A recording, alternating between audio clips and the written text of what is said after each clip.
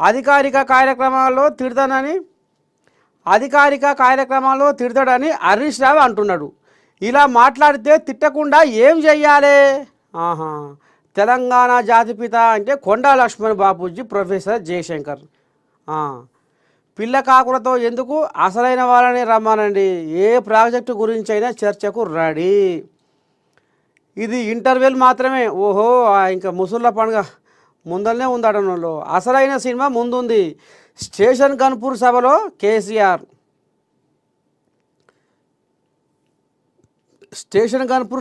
కేసీఆర్ హరీష్పై రేవంత్ రెడ్డి నిప్పులు.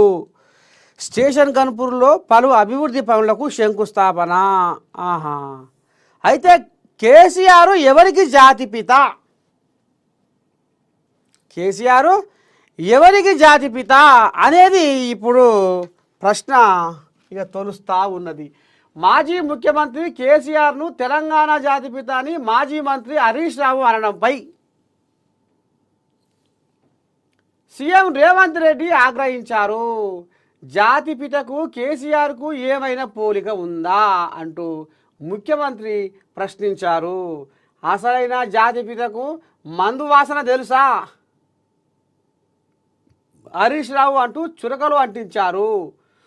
నిజమైన జాతిపిత దళితవాడల్లో జీవితం గడిపారని మన హరీష్ రావు చెప్పే జాతిపిత ఫామ్ హౌస్లో పడుకుంటున్నారని ఎద్దేవా చేశారు.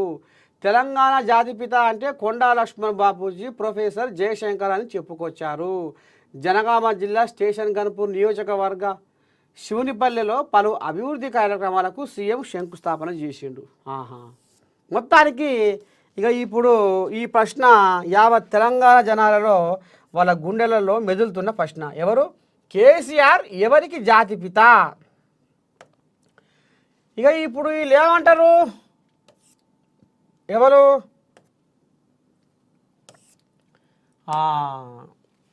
బీఆర్ఎస్ కోయిలాగలు ఏమంటాయంటే తెలంగాణ జాతిపిత మా కోయిలాగే. ఇక ఇలా హరీష్ రావు బాంబు వేలనే పేల్చిండట. తెలంగాణ జాతిపిత మా మామే. తెలంగాణ జాతిపిత ఎవరయ్యా అంటే మా మామే అని ఇప్పుడు హరీష్ రావు సంకలు గుద్దుకుంటుండాట.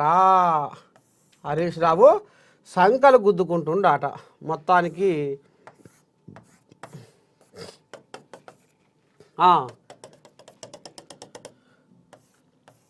చలో, మొత్తానికి హరీష్ రావు తెలంగాణ జాతిపిత అని ఇప్పుడు సంకలు గుద్దుకుంటుండాట. మరి ఎట్లా, ఏంది, ఏం కథ అనేది మనకు తెలిసిన రెండు ముచ్చట్లు ఒక్కసారి మనం కూడా ఇక పాత ముచ్చట్లు అన్నీ జర్ర నెమరేసుకుందాం.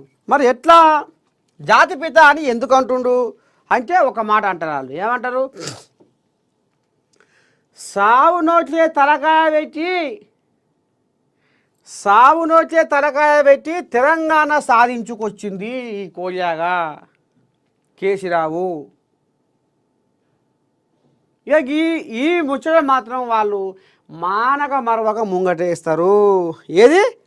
సావు నోట్లే తలకాయ పెట్టి తెలంగాణ సాధించుండు. అయితే ఇక సకల జనుల సమ్మె లేదు, మిలియన్ మార్చు లేదు, వంట వార్పు లేదు. బుడ్డ పోరగాళ్ళు కూడా, చదువుకునే పోరగాళ్ళు కూడా బడి బంద్ చేసి రోడ్ల మీద తిరిగిర్రు. తెలంగాణలో అనేక పాఠశాలల పిల్లలు, పంతుళ్ళు రోడ్లు ఎక్కిర్రు. అంతేనా కాదా? తెలంగాణ కోసం రోడ్లు ఎక్కిర్రు. నిరుద్యోగులు పిడికడి మీసాలు, బారెడు గడ్డాలు పెంచుకొని నిరుద్యోగులు కూడా ఏమి చేసిర్రయ్యా తెలంగాణ ఉద్యమంలో?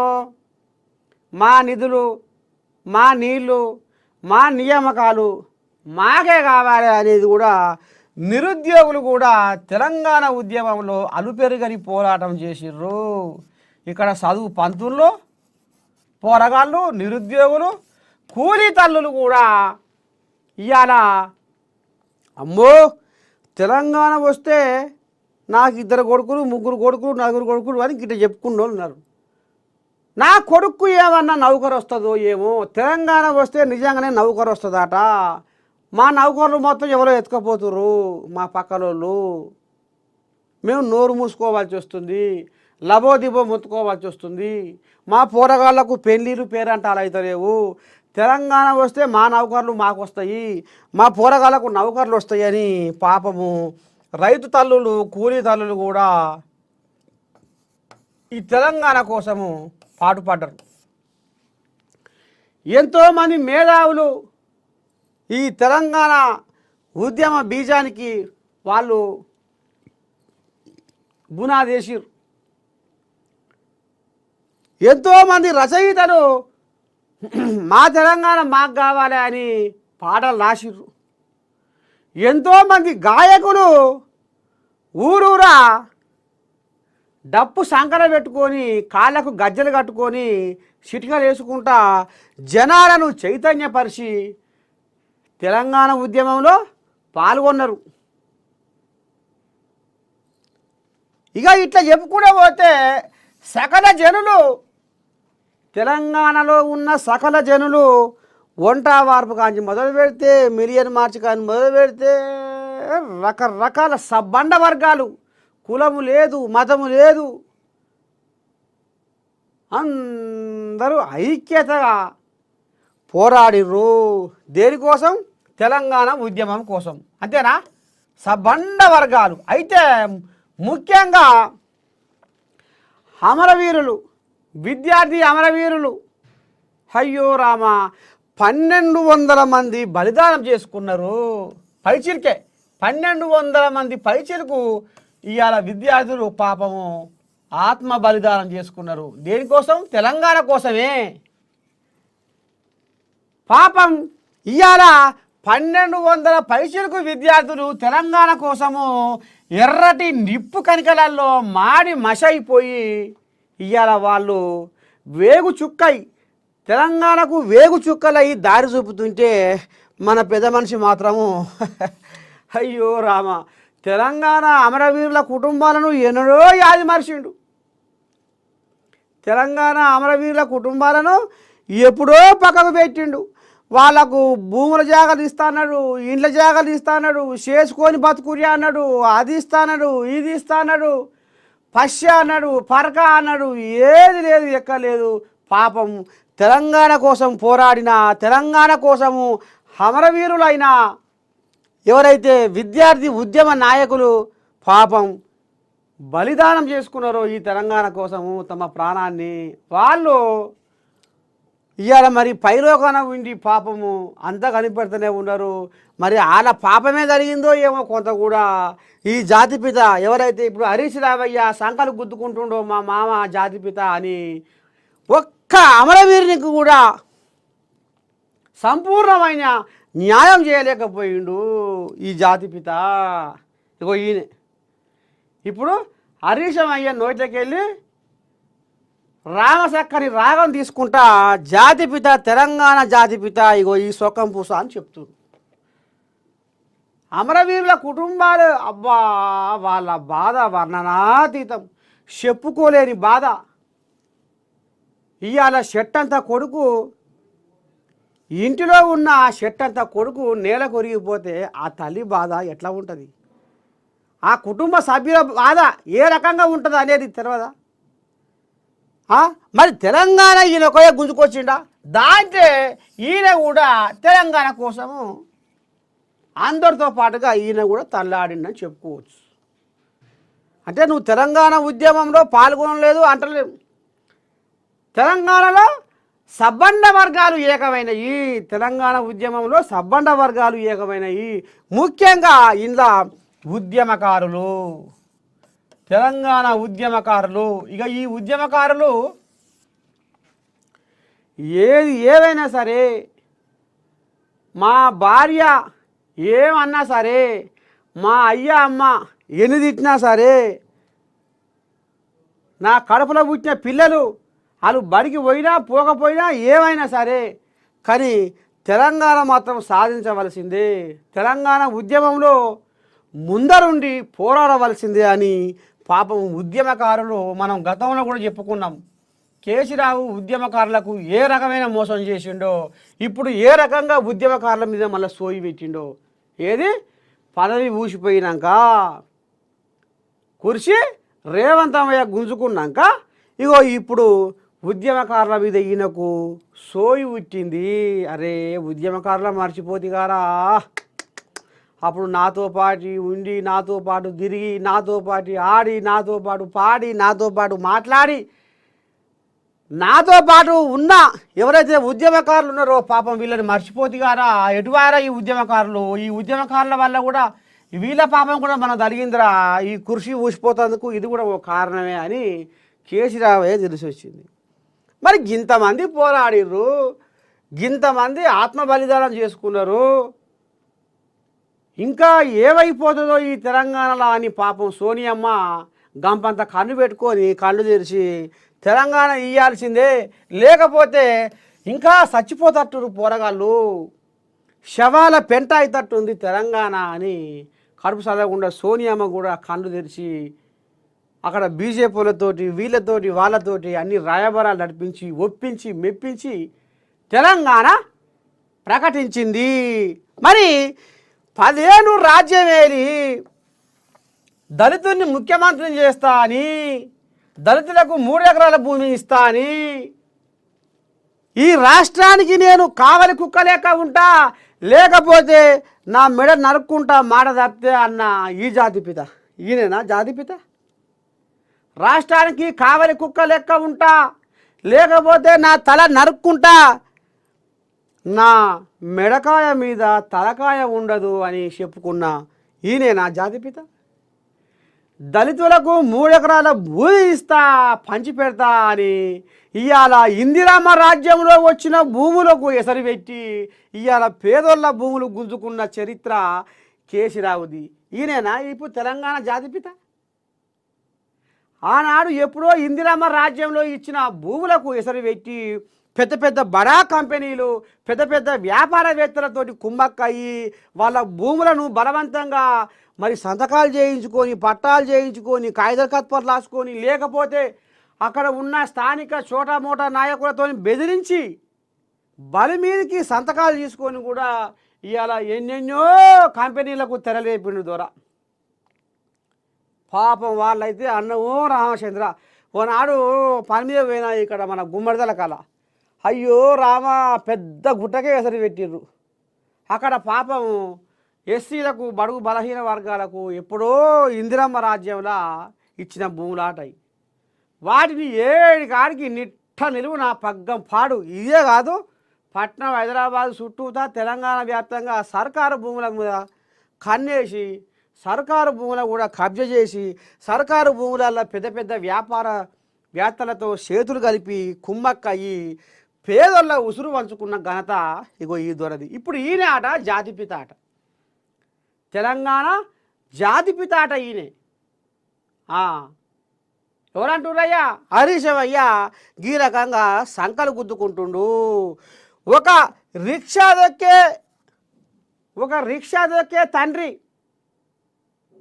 ఆయన కొడుకు ఒకే బడిలో చదవాలి, ఒక ప్రజాప్రతినిధి ఎమ్మెల్యే కొడుకు కూడా ఒకే బడిలో చదవాలి అనేది ఈయన సిద్ధాంతం పెట్టిండు. నడిపించిందా?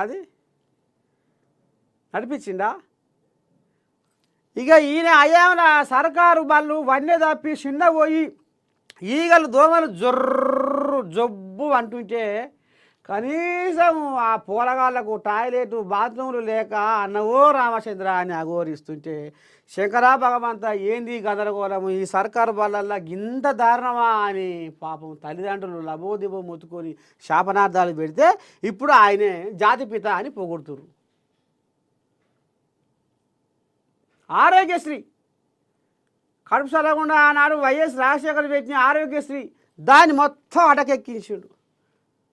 పేదోడు ఇవాళ రేషన్ కార్డు తీసుకొని, ఆరోగ్యశ్రీ కార్డు తీసుకొని దవాఖానలకు పోతే దవాఖానలో అడుగు పెడితే చెల్లది, ఇది పైసా ఒక్క తూడు పైస కూడా మాకు వస్తలేవు నిధులు అనే కార్డు తీసుకొచ్చిండు.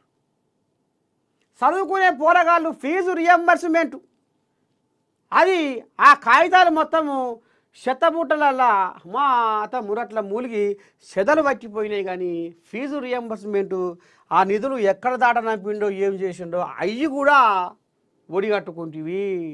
ఇక ఇప్పుడు గసోని పెద్ద మనిషిని జాతి పిత ఆట.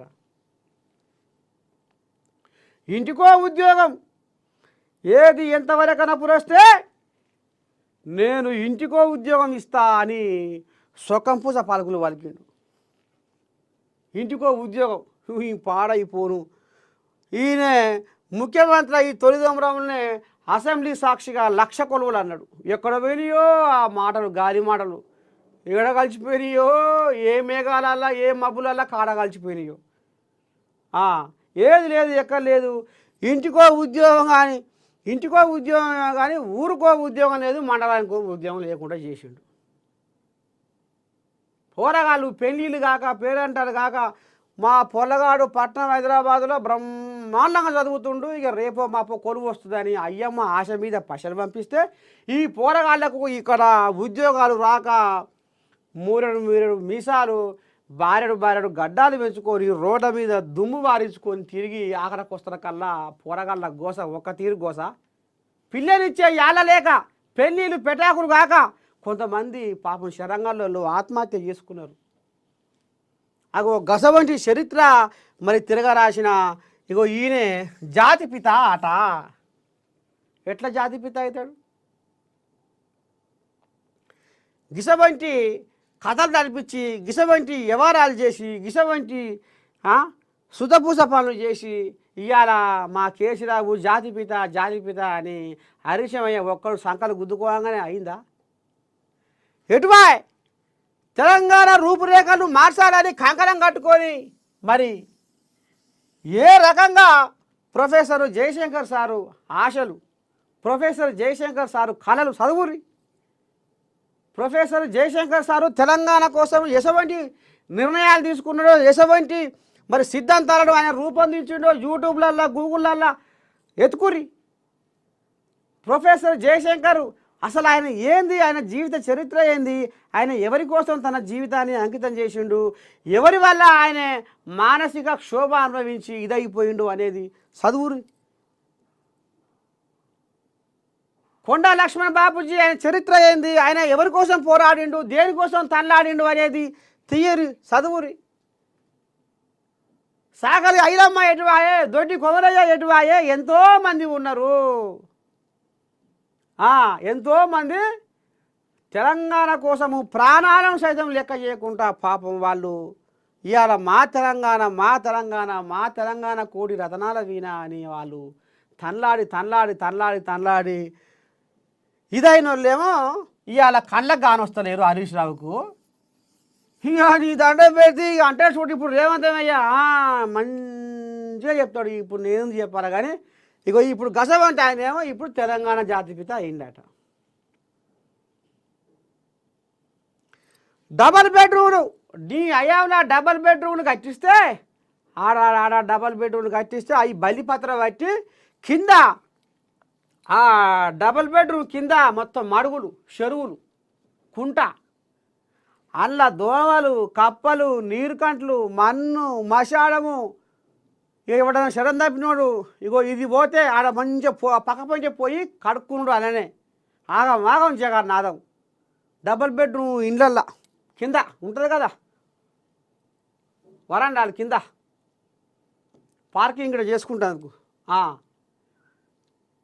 పాపం ఇవాళ వాళ్ళు గాలినే గోడగా మేఘాలే మేడగా నేల తల్లి ఒడి మీద పాపం వాళ్ళు సంసారం చేసుకుంటుంటే వాళ్ళు పొట్ట గడవక అసలు ఎట్లా బతకాలి, ఏం చేయాలి, ఆ పొయ్యి మండక బువ్వ ఉడకక ఎండకు ఎండి ఆనకు నాని సలికి వణికి వాళ్ళు చెట్ల కింద పాపం దుర్భరమైన జీవితాలు గడుపుతుంటే వాళ్ళకు ఈన్నో ఆన్నో కట్టి వాళ్ళకు దూలమైతివి, వాళ్ళకు మనశ్శాంతి కలిగేవైతివి.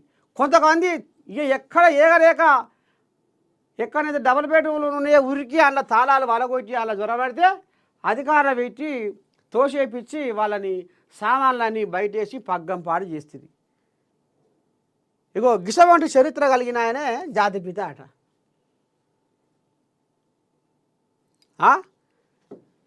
ఇప్పుడు ఏమనాలి మనము, ఏం చేయాలి, అసలు ఏం తోస్తలేదు, ఎట్లా జాతిపిత అవుతాడు